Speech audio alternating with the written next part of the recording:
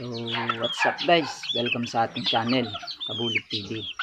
So ang topic natin for today ay paano nga ba o anong paraan ang gagawin para mabilis lumaki ang ating mga alagang sisiw.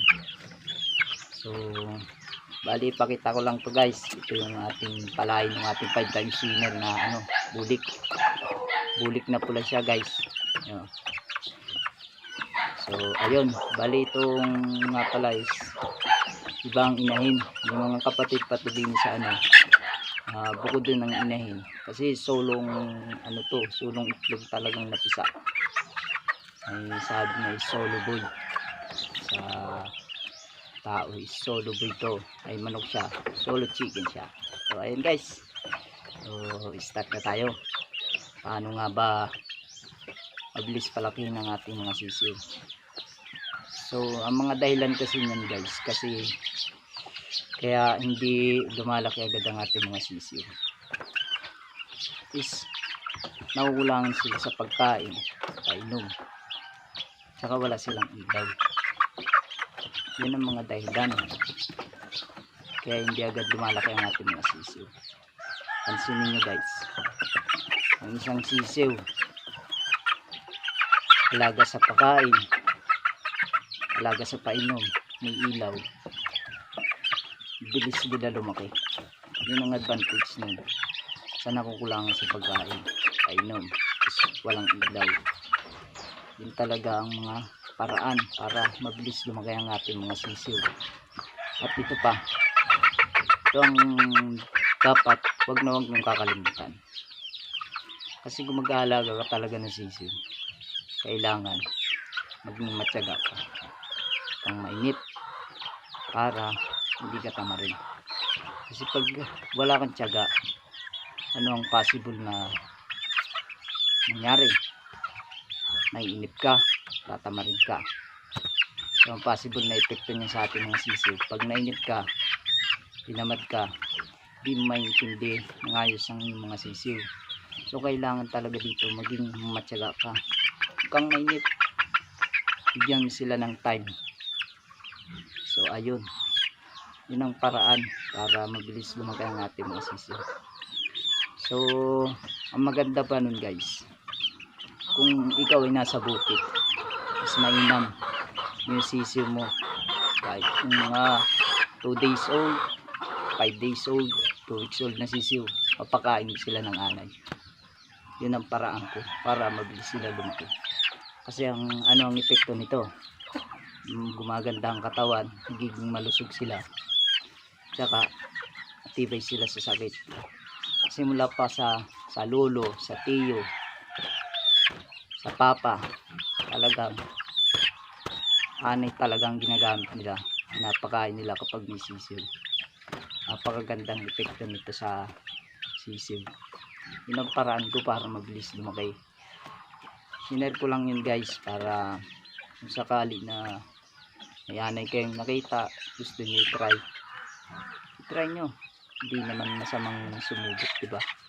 Pero talagang yun ay effective talaga, ako nagsasabi. Kasi subok na mula pa nung una hanggang sa ngayon. Kasi kung ikaw ay small breeder, naiintindihan mo yung point ko. Kasi yung anay kasi ang laki ng ang epekto sa sisiw talaga, giging malusog talaga, bilis nila lumaki. Mamaya guys, pakita ko sa inyo yung aking alagang sisiw, saka yung mga kasama nito na running for 2 months din sisiw. Ito pala, ito ng ating 5 times winner. At naswertein tayo, sanay sila din gumaya si tatay. Kahit mga 5 times winner lang sila, okay na yun. So ayun guys, sana'y matutunan nyo, sana'y may matutunan kayo sa aking video. Yun lang ang paraan guys, huwag kayong maging mainitin, maging matyaga kayo. Yun lang ang paraan, tanging paraan. Alagaan yung sisiw nyo katulad ng pag-aalaga nyo sa sarili nyo. Pakainin nyo, kainin nyo, ilawan nyo mas maganda, mas mabilis lumaki talaga ang mga sisiw. So ayun, saka ito guys, kung may anay talaga kayo, sulit, talagang tibo talaga, galing guys. So nagsisiw pa siya nung 2 weeks old dito, nakain ko talaga to ng anay, hindi ko pinawala kasi talagang alam ko na talagang epektibo talaga yung anay. So pero kailangan talaga maging matyaga ka, yun lang ang tanging paraan. Huwag mo silang tipirin para hindi din matipid ang paglaki nila. So ayun guys, pakita ko sa inyo guys yung ating mga sisiw. So ito na guys, pakita natin yung ating sisiw na alaga, na breed natin. So ayan sila oh. Bali kakawalay lang kahapon ng maliliit na sisiw dyan, 6 days old sila. Winalay na natin kasi baka sila mapilay, lagi nagkakait kayong inahin malimit silang matapakan pati ng inahin, kaya winalay na natin sila. Yung medyo maliit, bali yung medyo malalaki-laki dyan 2 weeks old natin na sisiyuan, sinama na natin para isang bahog lang tayo, isang abala lang, diba? Isang trabaho lang, hindi pala abala, trabaho, para mas madali silang pakain. So ayan guys, so bali yung dalawang itim dyan, may dalawang itim dyan is yung 3 years pati 3 days old pa lang nasisiw. Ayun yung dalawang itim, bigay sa atin ni kuya yan, palain ng kanyang gusto na bulik. Iwan ko ba kung ba't may naglabas na dalawang itim doon sa kanya, siguro nasapna ng iba, siguro kiri din yung inay niya kaya nagkaitim yan. So ayun guys, pakita naman natin yung ating running for 2 months old na sisiw. So ayun, ayan pala yung mga breeding ni mama na white kelso, lalaki na tuka. Ito yung pinakita ko sa inyo kanina, yung anak ng ating 5 times winner na bulik. Ayan, ito guys, kulambo pa sila, tanghali na. Ayan, pakita natin guys, labas muna natin, medyo kulang pa tayo sa budget kaya nakakulambo sila. Ayan guys, ayaw pang labasan, ito yung tago. Ayan guys, yung ating running for 2 months old na sisiw. Yan, dalawang puti na yan, yan tatlong puti na yan, tatlong tandangan yan. Ayan guys, so yun, buwan na sila, natuwa na naman sila.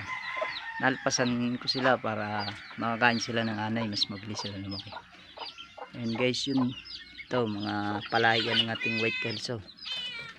Yan, so ayun guys, maraming salamat sa inyo. So ayun yung ating pusa na inampon, kasi kawawa naman siya, kagala-gala siya sa karsada siguro inatpasan siya ng amin niya. So ayun, maraming salamat sa inyo guys. Susunod na video na lang ulit tayo guys, subscribe kayo guys, pindutin nyo na din yung bell button para updated kayo sa ating video i-upload. Yun lang, maraming salamat guys.